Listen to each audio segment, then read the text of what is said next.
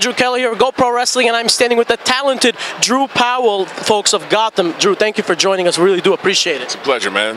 Back in 2006, you were cast in the movie The Marine along with John Cena. Do you have any fond memories of John Cena on set or any stories you could share? Yeah, we had a good time. I mean, that was we shot that in Australia, and John and I had a lot of fun together. I remember at the time he was going back from Australia to the U.S. on the weekends to do wrestling shows, which I thought was insane because that's a lot of traveling.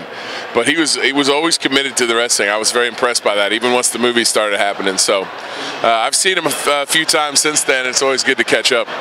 Were you a wrestling fan at all? Yeah, I was old school, like Hulk Hogan, Junkyard Dog, Jimmy Superfly Snuka. Like that era of the WWE was my era, and I enjoyed that. How excited were you to find out you went from a recurring role in Gotham in season 1 to having being a cast member of season 2? Yeah, that I kind of knew that was going to happen. Bruno Heller, the showrunner, had told me that, but I was glad that when it actually happened. It was a show that I was, excited about from the very beginning. You did a lot of voiceover work for GTA 5 and a lot of other video games.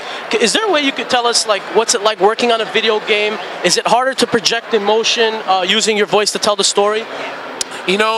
Yeah, video games are kind of a different animal. I mean, those scripts are thousands of pages long, and you're kind of in a booth, and it's kind of intense because you're doing stuff over and over and over.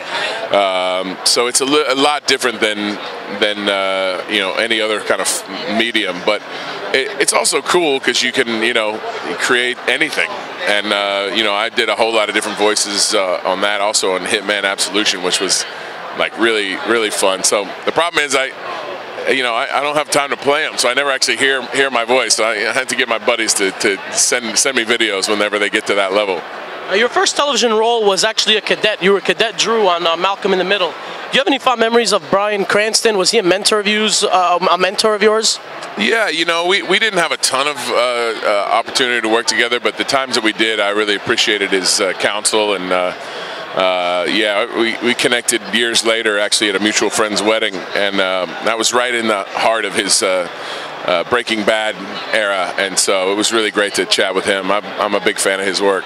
Is there any writer or producer or fellow actor at all that you haven't worked with that you would love to work with in the future? Oh, there's too many to mention, but I'm a big fan of Chris Nolan as a director. I think he's great. There's gosh, the list is a mile long. As an actor, you really just want to work, and if you get to work on cool stuff, then so much better.